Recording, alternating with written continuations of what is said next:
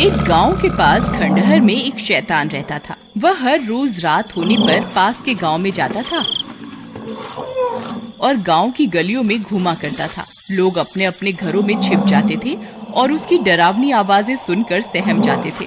रात होते ही पूरे गांव में सन्नाटा हो जाता था। वह शैतान बहुत नासमझ था। गांव के लोग अपने अपने घर के दरवाजों पर शैतान कल आना लिख लेते थे। वह शैतान उसे पढ़ता और आगे बढ़ जाता। वहीं उस गांव में एक घमंडी सेठ रहता था। वह किसी से नहीं डरता था। अजी, हम अभी इस गांव में नए नए आए हैं, हमें गांव वालों की बात माननी चाहिए और दरवाजे पर शैतान कल आना लिखना चाहिए। रात भी हो गई है, कहीं वह शैतान यहाँ ना आ जाए। मैं किसी से नहीं डरता। मैं ऐसे किसी अंधविश्वास पे यकीन नहीं करता। बहुत रात हो गई है, सो जाओ। इतना बोलकर वह सेठ अपने कमरे में सोने चला जाता है। तभी वह शैतान हैरान परेशान हो जाता है। गांव वालों ने तो हद ही कर दी। मुझे रोज कल बुला लेते हैं और फिर बोलते हैं कि कल आना। ऐसे कैसे चलेगा? मैं आखिर रोज रोज कब तक अपने शिकार के लिए यूं ही भटकता रहूंगा। फिर थोड़ी दूर चलने पर वह शैतान उस सेठ के घर के पास पहुंचता है। अरे ये क्या, यहाँ तो कुछ नहीं लिखा। किसी का दरवाजा खटखटाता हूँ। लगता है आज मेरी भूख मिट जाएगी। शैतान जोर जोर से सेठ का दरवाजा खटखटाता है। अरे, इतनी रात को कौन आ गया? अजी, आप जाइए ना दरवाजा खोलने के लिए। अरे नहीं नहीं, मेरे घुटने में बहुत दर्द हो रहा है। तुम ही खोल दो ना। तुम डरो नहीं, ये जरूर हमारी दुकान पर काम करने वाला नौकर रामू होगा। उधार पैसे मांगने आया होगा। तुम जाओ, दरवाजा खोलो। फिर उसकी पत्नी डरते डरते जाती है और खिड़की से झांक कर देखती है तो उसे वही शैतान दिखाई देता है। वह बहुत डर जाती है, फिर भागती हुई वापस अपने कमरे में जाती है। अजी, हम तो बहुत बुरे फंस गए। वह शैतान तो हमारे दरवाजे पर खड़ा हुआ है। अब क्या करें? मैंने आपको कहा था ना, हमें गांव वालों की बात मान लेनी चाहिए। लेकिन आप तो बोलते थे मैं किसी से नहीं डरता, तो आप क्यों भीगी बिल्ली बन रहे हो? मूर्ख औरत, धीरे नहीं बोल सकती क्या? अगर इतनी तेज तेज चिल्लाएगी तो जो बाहर तुम्हारे मायके से आया है ना, वो हमें कच्चा ही खा जाएगा। अब क्या करें, कहाँ छुपे? वह शैतान उन दोनों की आवाज सुन लेता है और तेज तेज दरवाजे को पीटने लगता है। खोल दरवाजा। मुझे पता है तुम अंदर ही हो। तुम गांव वालों ने मुझे बहुत मूर्ख बना लिया। बस अब और नहीं, मैं बहुत दिनों से भूखा हूँ। आज तो मैं अपना शिकार अपने साथ लेकर ही जाऊंगा। हाँ, अभी के अभी दरवाजा खोल, नहीं तो तोड़ दूंगा। ससुर जी, घर में कोई नहीं है। आप कृपा करके यहाँ से चले जाइए।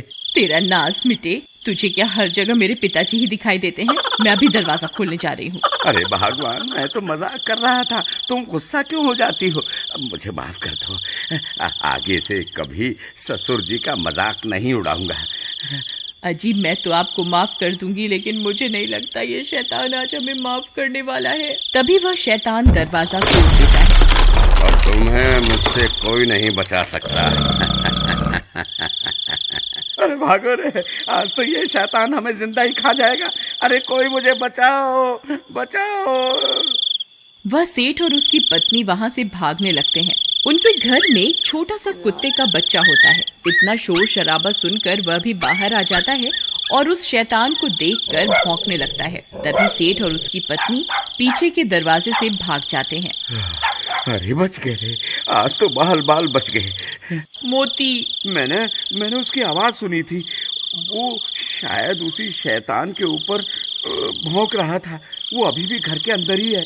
मैं वापस अंदर जा रही हूँ अपने मोती को बचाने के लिए। तुम्हारा दिमाग खराब तो नहीं हो गया? तुम्हें क्या लगता है मैं एक कुत्ते को बचाने के लिए घर के अंदर जाऊंगा? नहीं नहीं, मूर्ख मत बनो और जल्दी चलो यहाँ से। वो शैतान कभी भी यहाँ आ सकता है। आपको जाना है तो जाइए, मैं वापस अंदर जा रही हूँ अपने मोती को बचाने के लिए। अरे तुम पागल हो गई हो क्या? वापस आ जाओ, बेवकूफी मत करो। लेकिन उसकी पत्नी अपने पति की बात को अनसुना कर देती है और घर के अंदर घुस जाती है। मोती उस शैतान को भौंक रहा होता है। नहीं नहीं मोती, पीछे आ जाओ, हमें अभी यहाँ से निकलना है।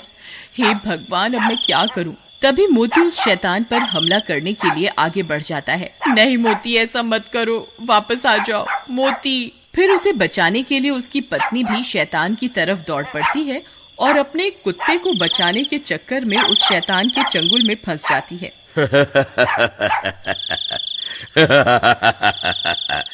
बहुत दिनों के बाद कोई शिकार हाथ लगा है। मोती, तुम भागो यहाँ से, भाग जाओ, मेरी फिक्र मत करो, अपनी जान बचाओ। फिर वह शैतान उसे उठाकर अपने साथ लेकर चल पड़ता है। अरे कोई है, कोई मेरी मदद करो, कोई मुझे सुन सकता है, कोई तो मुझे बचाओ। सब गांव वाले अपनी अपनी खिड़कियों से इस मंजर को देखते रहते हैं, लेकिन मदद के लिए कोई भी आगे नहीं आता। सब डर के मारे अपने अपने घर के अंदर छिपे रहते हैं। लेकिन उसका कुत्ता मोती रात भर उस शैतान का पीछा करता रहता है। फिर थोड़ी देर में वह शैतान अपनी गुफा में पहुंच जाता है और सुषमा को कैद कर देता है। चिल्ला मत, बस थोड़ा सा इंतजार और कर ले। मैं आग जला लूं, फिर तुझे उस आग में पका कर खाऊंगा। तभी उसका कुत्ता मोती भी उस शैतान का पीछा करते करते वहां पहुंच जाता है। अरे मोती, तुम यहाँ क्यों आ गए? तुम यहाँ से चले जाओ, नहीं तो ये तुम्हें भी खा जाएगा। लेकिन मोती वहीं बैठ जाता है और उसके लाख बोलने के बाद भी वहां से नहीं जाता। मोती, काश इंसान भी तेरी तरह वफादार होता तो कोई ना कोई मुझे यहाँ बचाने के लिए जरूर आ जाता। अरे कोई मेरी मदद करो, हाय मेरी पत्नी को वो शैतान उठा कर ले गया, कोई मेरी मदद करो। तुम्हारी कोई क्या मदद करेगा भाई, जब तुमने खुद अपनी पत्नी की मदद नहीं करी। काश तुमने अपनी पत्नी को बचाने की कोशिश की होती तो तुम्हारी हिम्मत देखकर हम भी तुम्हारी मदद करने आते। भाई मुझसे बहुत बड़ी गलती हो गई, कृपा करके मेरी मदद करो। लेकिन अब हम क्या कर सकते हैं, ना जाने वो शैतान तुम्हारी पत्नी को कहाँ लेकर गया होगा। भाई वो इसी जंगल की तरफ गया है, चलो हम सब उसका पीछा करते हैं।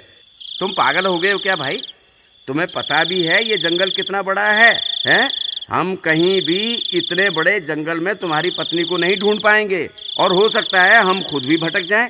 नहीं नहीं भाई नहीं, हम तुम्हारी कोई मदद नहीं कर पाएंगे। ठीक है, गलती मुझसे हुई है तो मैं ही इसको सुधारूंगा। अगर तुम मेरे साथ नहीं चलना चाहते तो मत चलो, मैं अकेला ही अपनी पत्नी को उस शैतान से छुड़वाने जाऊंगा। इतना बोलकर वह सेठ जंगल की ओर चल देता है। मोती, तू यहाँ से चला जा, तू मेरी कोई मदद नहीं कर पाएगा, ये शैतान आता ही होगा। अगर गांव वाले यहाँ होते तो जरूर मेरी जान बच सकती थी। फिर मोती सुषमा की तरफ देखता है और पलटकर वहां से भाग जाता है। सुषमा भी मोती को भागता देख खुश हो जाती है। भाग जा मोती, जल्दी भाग जा, तू यहाँ से कहीं दूर चला जा। शुक्र है भगवान का, अब कम से कम मेरा मोती तो सुरक्षित है। मोती सीधा भागता हुआ अपने घर की तरफ जाता है। अरे ये तो मोती की आवाज है, लगता है मोती आसपास ही है। मोती, कहाँ हो तुम? मोती, मोती, मोती, तुम कहाँ चले गए थे? तभी मोती सेठ की तरफ देखकर जोर जोर से भौंकने लगता है। लगता है ये मुझे कुछ बताना चाहता है। तभी मोती सेठ की लुंगी को खींचने लगता है। अरे ये क्या कर रहा है मोती? लगता है ये मुझे कहीं ले जाना चाहता है। कहीं ये मुझे सुषमा के पास तो नहीं ले जाना चाह रहा। मोती, क्या तुम जानते हो सुषमा कहाँ है? ठीक है मोती, मैं समझ गया तुम क्या बताना चाह रहे हो, लेकिन हम अकेले उस शैतान का सामना नहीं कर पाएंगे। फिर वो दोनों भागकर वापस गांव जाते हैं। अरे भाइयों, जब वो शैतान सुषमा को उठा कर ले जा रहा था तब मोती ने उसका पीछा किया था। अब ये जानता है कि सुषमा कहाँ है। कृपा करके मेरे साथ चलो, हम सब मिलकर सुषमा को बचा सकते हैं। देखो भाई, हम तुम्हारे ऊपर तो विश्वास नहीं कर सकते, लेकिन हमें इस बेजुबान की वफादारी पर पूरा भरोसा है। हम जरूर चलेंगे, चलो अभी चलते हैं। वहीं दूसरी तरफ वह शैतान खंजर लेकर सुषमा की ओर बढ़ रहा होता है। हे ऊपर वाले, अब बस तेरा ही आसरा है, हो सके तो किसी को मेरी मदद के लिए भेज दो। तभी उसे मोती के भौंकने की आवाजें आने लगती हैं। वह शैतान भी हैरान परेशान हो जाता है। अरे मर गए रे, ये इतने सारे लोग कहाँ से आ गए? इनके हाथों में तो मशाल भी है। लगता है मुझे यहाँ से भागना ही होगा। हे ऊपर वाले, तेरा लाख लाख शुक्र है, तूने मेरी सुन ली। तभी सब गांव वाले हाथों में मशाल लेकर वहां पहुंच जाते हैं। वह शैतान इतने सारे लोगों को हाथ में मशाल लिए हुए देखकर डर जाता है। फिर वह शैतान वहां से भाग जाता है और सुषमा भी आजाद हो जाती है। मोती, तुम वापस आ गए मेरी जान बचाने के लिए। अगर तुम्हें कुछ हो जाता तो?